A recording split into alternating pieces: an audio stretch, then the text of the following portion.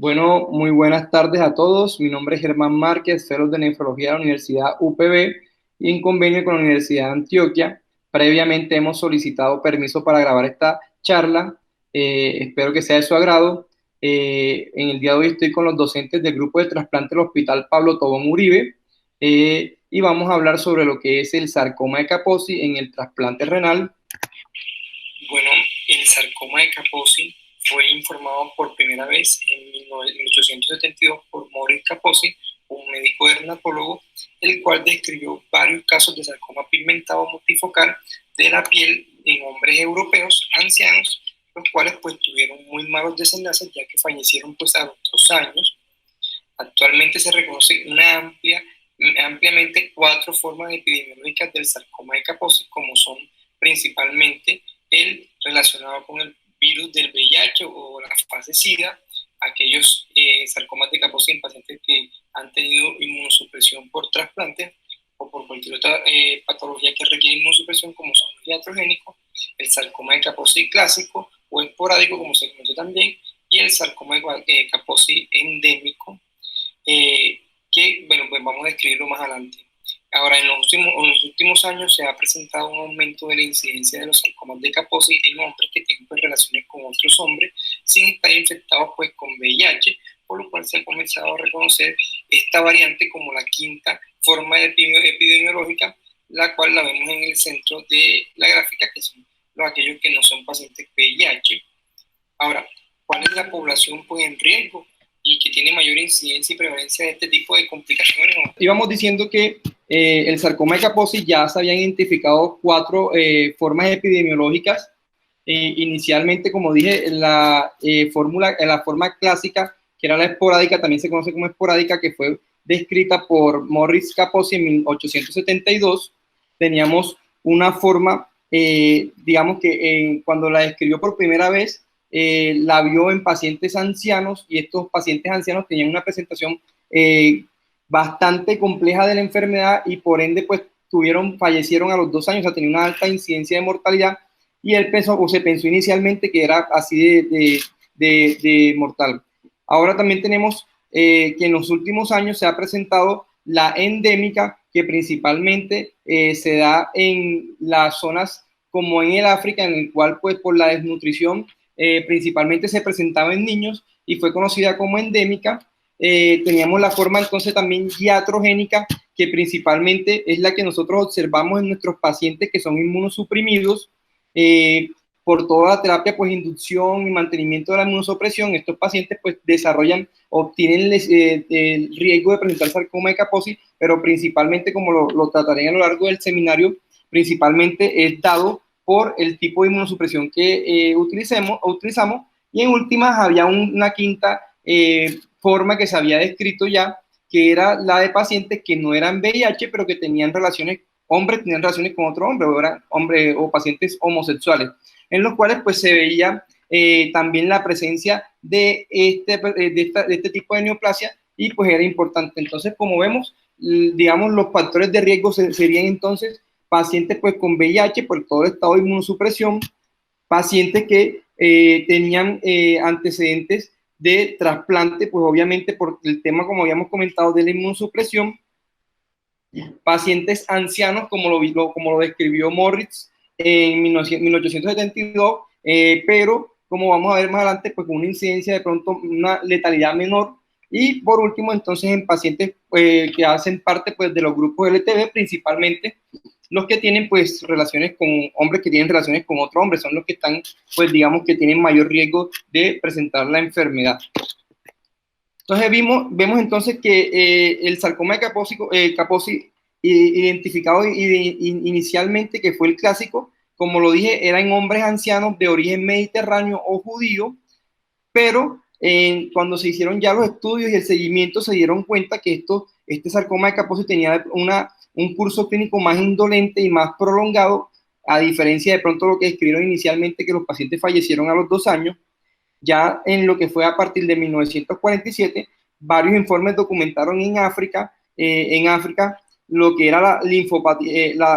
linfopatía del sarcoma de Kaposi en pacientes niños, principalmente pues que eran pacientes desnutridos, y por ende pues lo llamaron sarcoma de Kaposi endémico. Vemos ya posteriormente que en 1981, con el inicio pues de lo que fue la epidemia del VIH, se dio el primer informe de sarcoma de Kaposi altamente agresivo, en comparación de los anteriores, este era altamente agresivo en pacientes pues que tenían relaciones con otros hombres que tenían relaciones con otros hombres, y estos pacientes tenían un compromiso obviamente grave del sistema inmunológico, por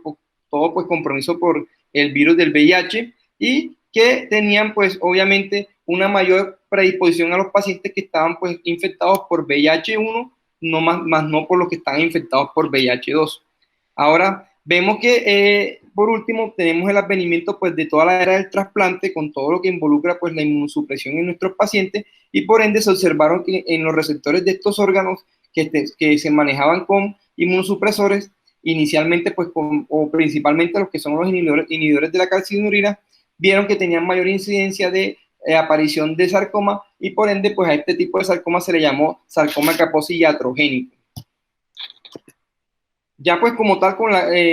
digamos que la causa del sarcoma de Kaposi, si hablamos de en 1994, pues no era clara, no se conocía la etiología, pues como decíamos, había una relación entre pacientes pues, que eran portadores de VIH, pacientes que eran inmunosuprimidos, pero en sí no se tenía una causa clara de por qué esos pacientes presentaban mayor incidencia, y cómo también los pacientes desnutridos, por ejemplo, los pacientes de África, también tenían presentación de este tipo de lesiones, pero digamos que con la búsqueda exhaustiva de toda la etiología de este tipo de lesiones se condujo al descubrimiento del virus del herpes relacionado con el sarcoma de Kaposi, o conocido como el herpes virus 8, el cual se relacionó que cuando teníamos este virus presente asociado a un trastorno del sistema inmunitario, o sea, en pacientes inmunosuprimidos, ya sea pacientes con VIH, pacientes desnutridos, muy ancianos o pacientes con inmunosupresión por trasplante, estos pacientes se relacionaban con la aparición de este tipo de lesiones. Ahora, en el contexto ya de lo que fue la época del SIDA y la iatrogenia, pues inducida digamos, por la inmunosupresión, se relacionaba con lo que era la aparición del sarcoma de Kaposi cuando estaba la coinfección con el herpes virus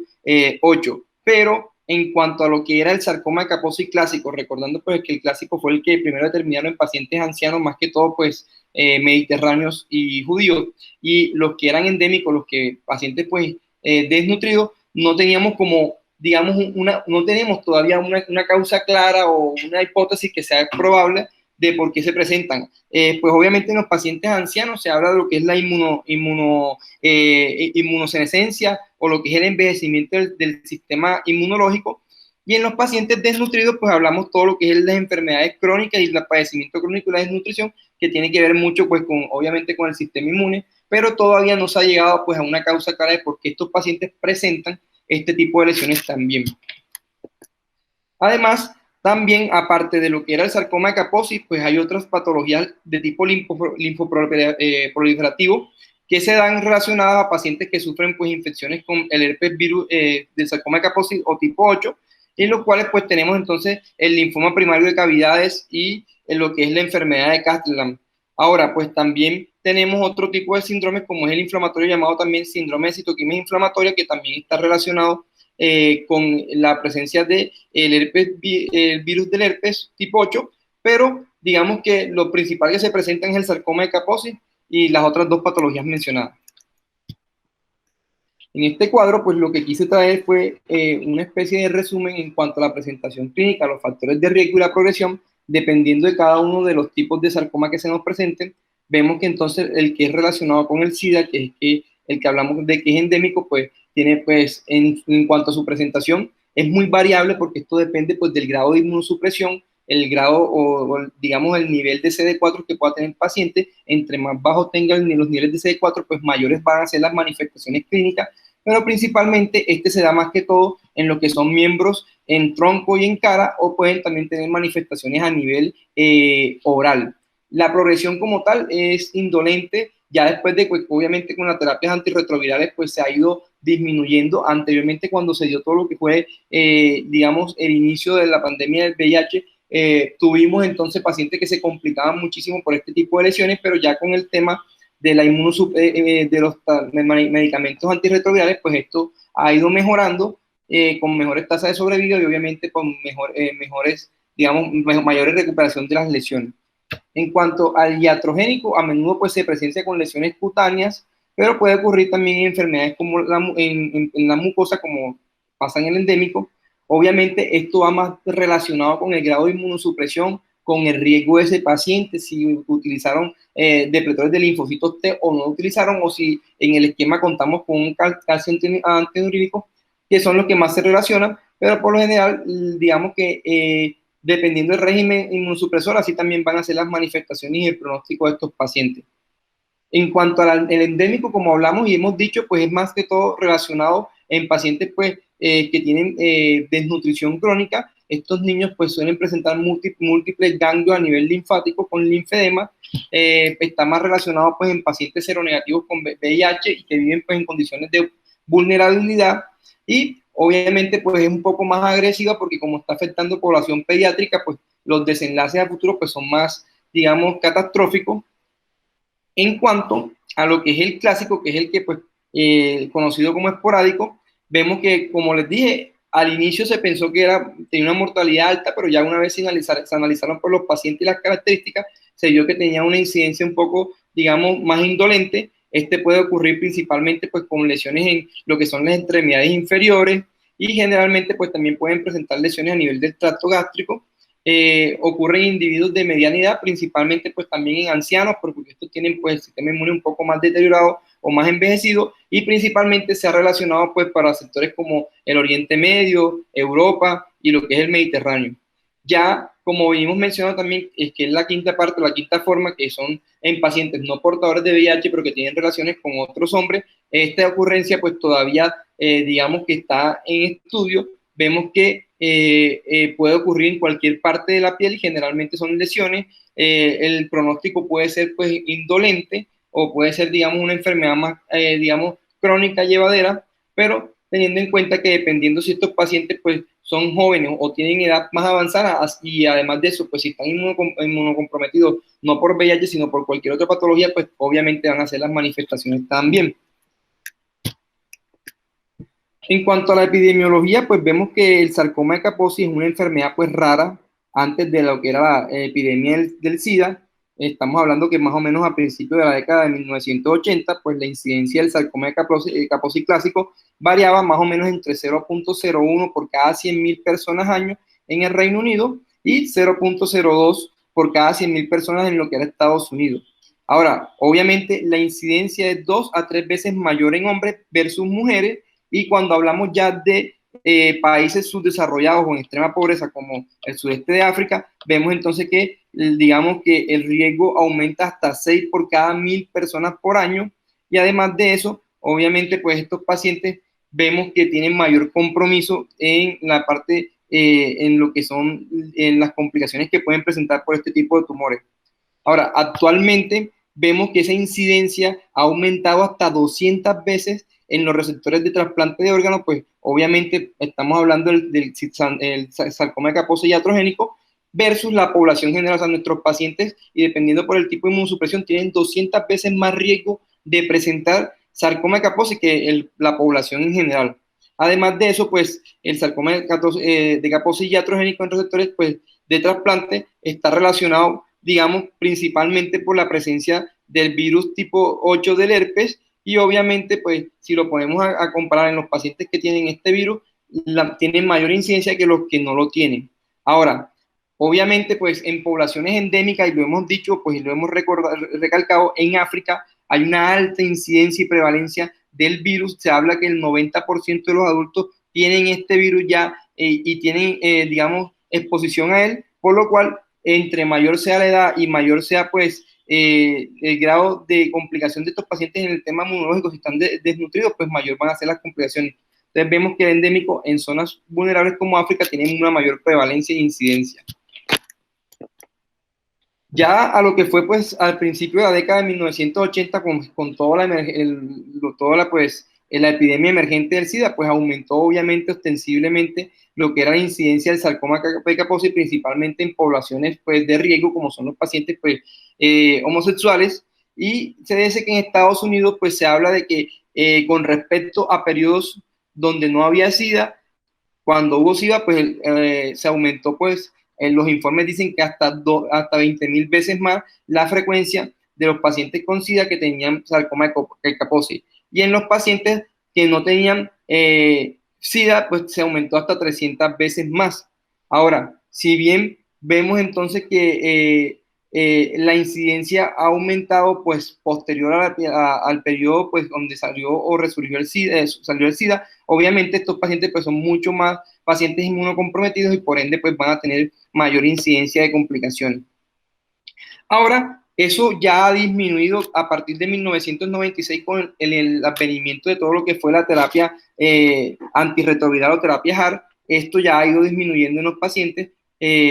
siendo ahora pues más llevadero, pues mucho menos pacientes presentando las complicaciones que podían haber presentado, como eran a nivel gastrointestinal, los sangrados y también complicaciones a nivel pulmonar. Ahora, en cuanto a lo que es pues, la relación de la fisiopatología que se da entre el sarcoma de Kaposi y lo que es el virus del herpes tipo 8, vemos que el virus del herpes tipo 8 puede invadir diferentes tejidos, como son las células B, las células endoteliales, las células epiteliales, las células dendríticas, los monocitos y los fibroblastos.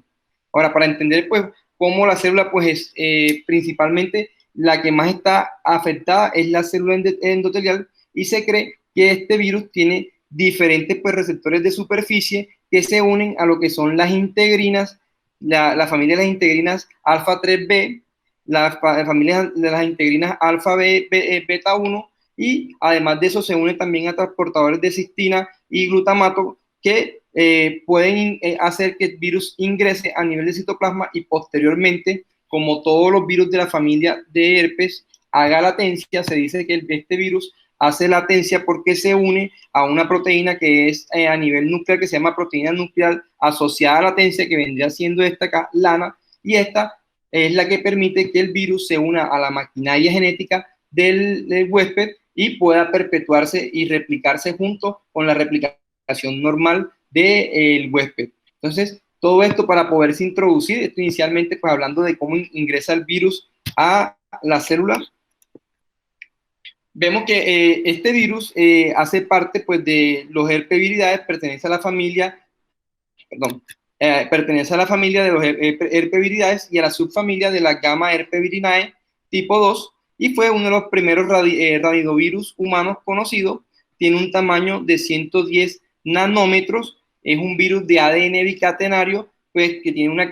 cápside icosaédrica y además de eso tiene unas proteínas, unas glicoproteínas que envuelven al virus, que son las que se encargan de unirse a los receptores anteriormente mencionados. Estas son las glicoproteínas para poder internalizarse y así burlar todos los mecanismos de reconocimiento y que más adelante voy a mencionar. Entonces, como vimos, este virus, así como otros herpes virus, puede hacer latencia. Este se une pues, principalmente a las células B y a las células endoteliales para poder perpetuarse y permanecer, digamos, en el huésped por tiempo indefinido.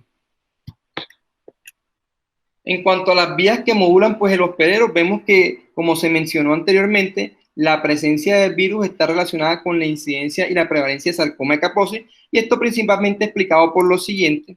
Vemos que el virus, para poder sobrevivir y persistir en su huésped, él ha evolucionado para poder modular muchas de las vías de señalización del huésped, o sea, interviene estas vías como son las vías de la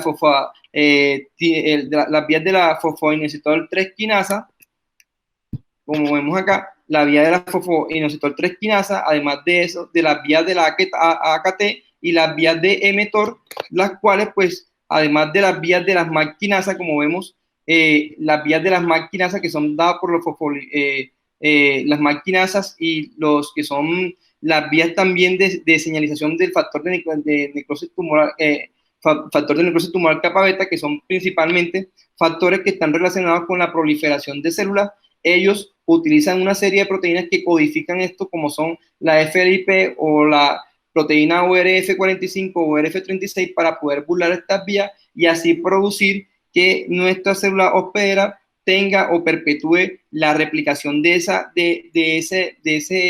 célula que fue infectada y por ende poder replicar su material genético. Obviamente que en la medida que se dé mayor replicación pueden haber más, digamos, mecanismos que puedan estar fallando a nivel de, pues, de la maquinaria genética o genómica, y por ende pues puede aumentar la incidencia de tumores como son pues en nuestro caso el sarcoma de Kaposi.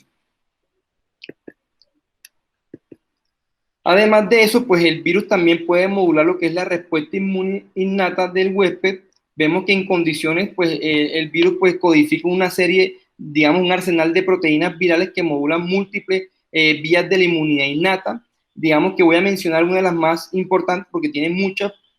por eso es que pues, el éxito de este tipo de virus para poder persistir tanto tiempo en un huésped. Primero, pues voy a hablar de lo que son el factor de regulador, el regulador del interferón. Como bien sabemos, el interferón es el que participa en todo lo que es la destrucción viral. Él produce un factor que es regulador, que es el factor IRF1.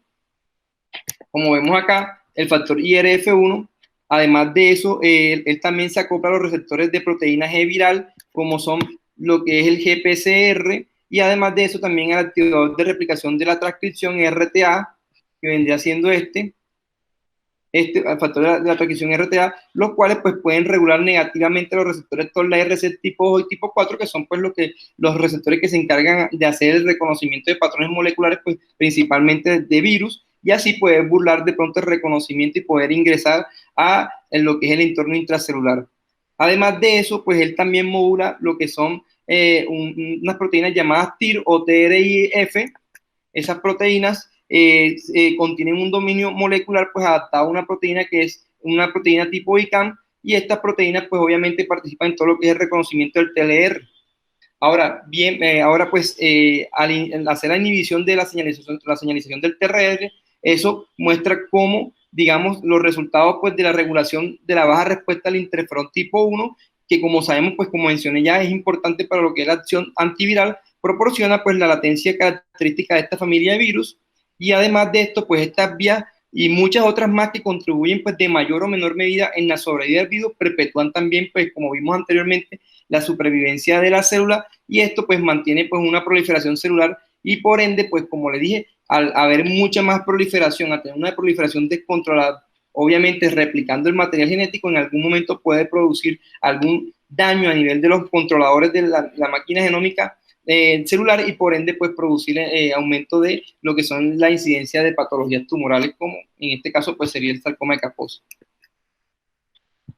Pero digamos que entre todo esto, lo que más se ha relacionado y de pronto lo que más nos compete ahora, porque digamos que uno de los medicamentos inmunosupresores puede aumentar pues esta vía, es digamos la vía que está relacionada con la modulación de los receptores de proteína G, que es la GP, como dije anteriormente, GPSR, y además en las células endoteliales, y además de la vía pues de lo que son los factores de crecimiento endotelial, los VGF, que regulan positivamente todos los receptores pues, de crecimiento endotelial, y por ende pues lo que hacen es pues al final pues aumentar lo que es la incidencia de lo que es la formación de tumores. Entonces principalmente es lo que hace es estimular al BFG, que es pues el factor de crecimiento endotelial vascular, y al estimular pues lo que hace es a través de las vías de la maquinasa producir que se haga una activación del factor núcleo capa beta, que lo que hace es un factor que hace proliferación y obviamente replicación de esa célula que ya está infectada por este virus. Entonces, como hemos visto pues a lo largo de la presentación, este virus tiene la capacidad de burlar el sistema de defensa y hacer proliferar pues esa célula infectada, además de que pues como vimos, él perpetúa esta proliferación, y él por las diferentes inhibiciones que produce, él no es reconocido para poder ser, digamos, eliminado, pues. Y además de eso, él también regula, pues, lo que es la producción del interferón y su actividad, que pues, es altamente relacionada con el control de las infecciones virales, y por ende, pues, esto tiene pues, una alta incidencia de aparición pues, del sarcoma de Kaposi. Ahora, pues, estos factores, pues, digamos que explicarían en la infección por qué se puede producir el fallo genómico, obviamente, y por qué se podría producir lo que es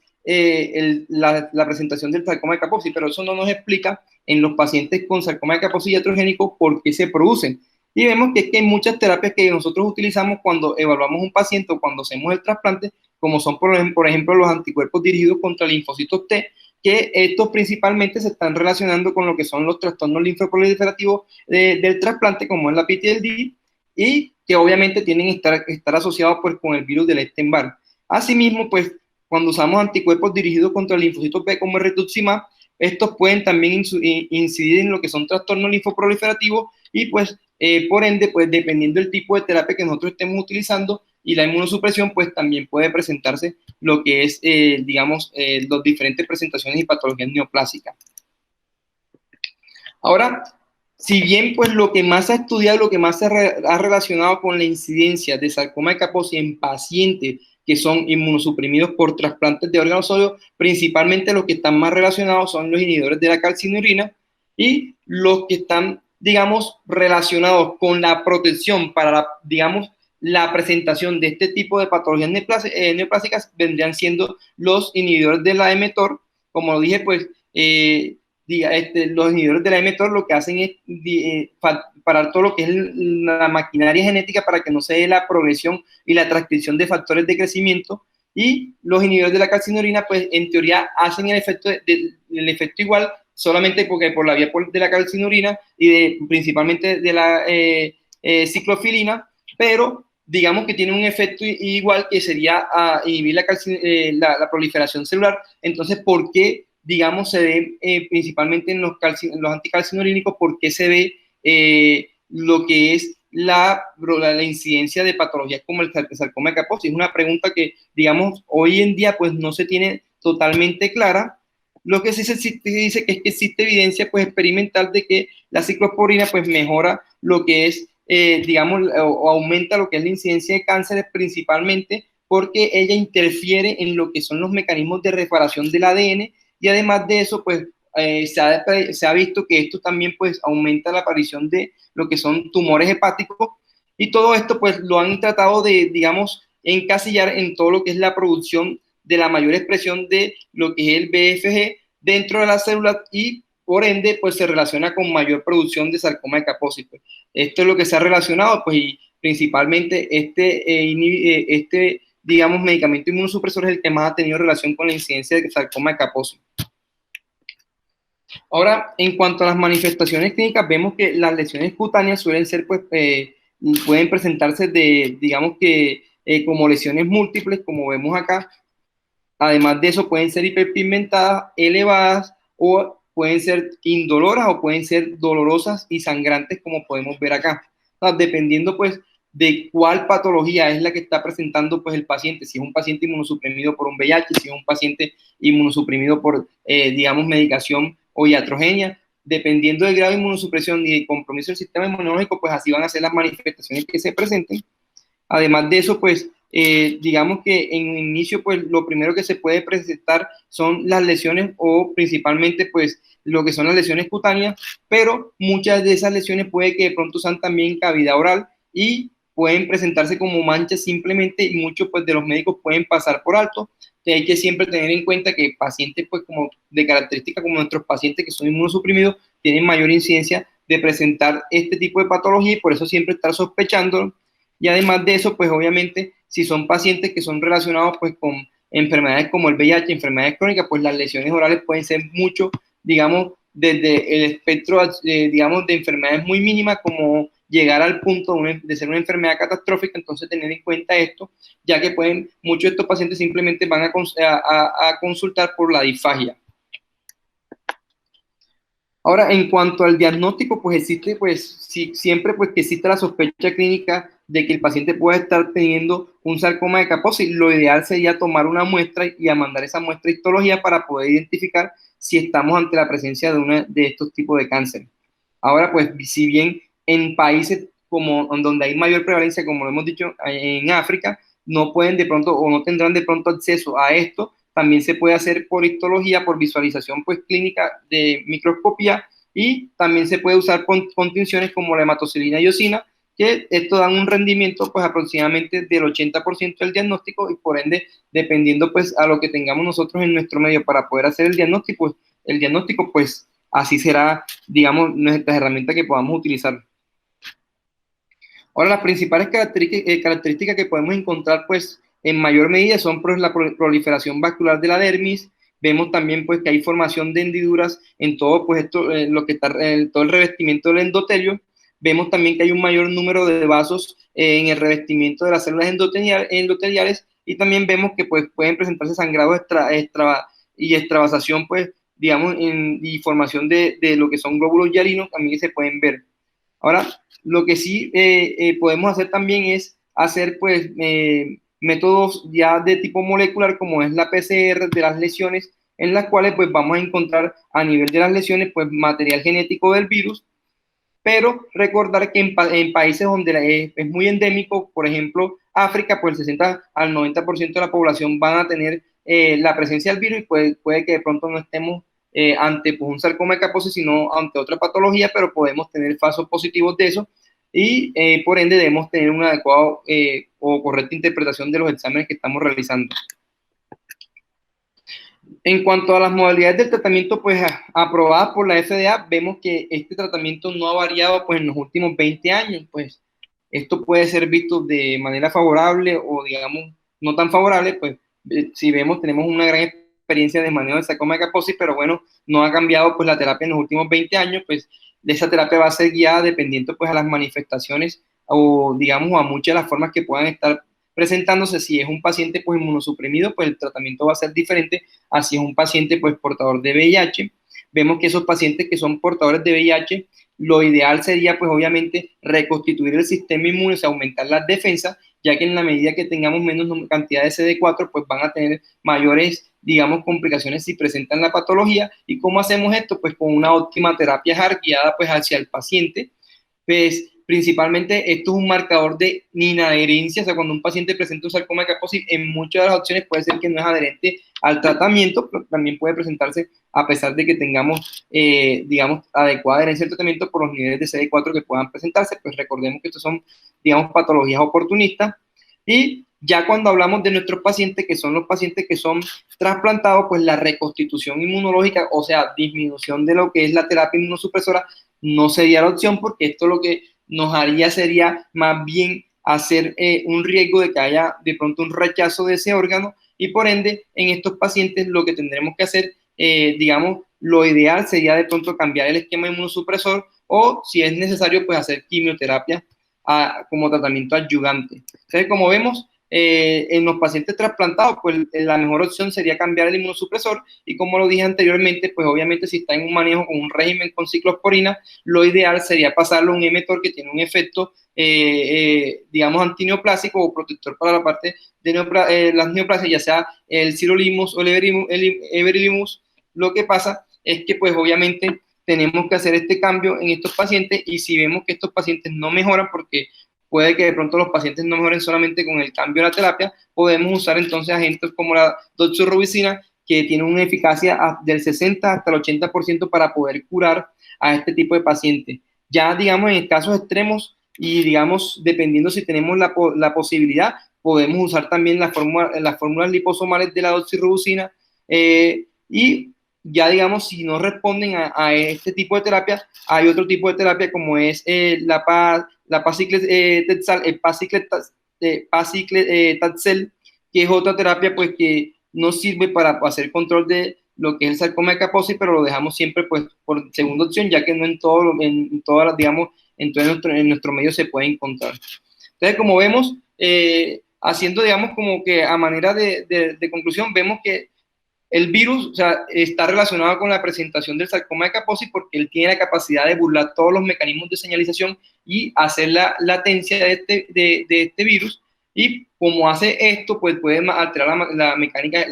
digamos que todo lo que es la mecánica genética. Pero en cuanto a los pacientes que tienen, pues utilizan medicamentos como la ciclosporina, pues por todo lo que es el aumento de la estimulación endotelial, o todo lo que es la proliferación que se puede producir por esto, están más relacionados. Entonces, en pacientes que tienen alto riesgo de producir este tipo de patología, la correcta evaluación inmunológica, digamos, en el grupo de trasplante sería la opción para evitar pues la incidencia de esto, y si se llegase a presentar, obviamente, tocaría de pronto utilizar alguno de estos medicamentos o terapias que estamos hablando en estos momentos. Bueno, espero que haya sido de su agrado, pues que haya sido clara.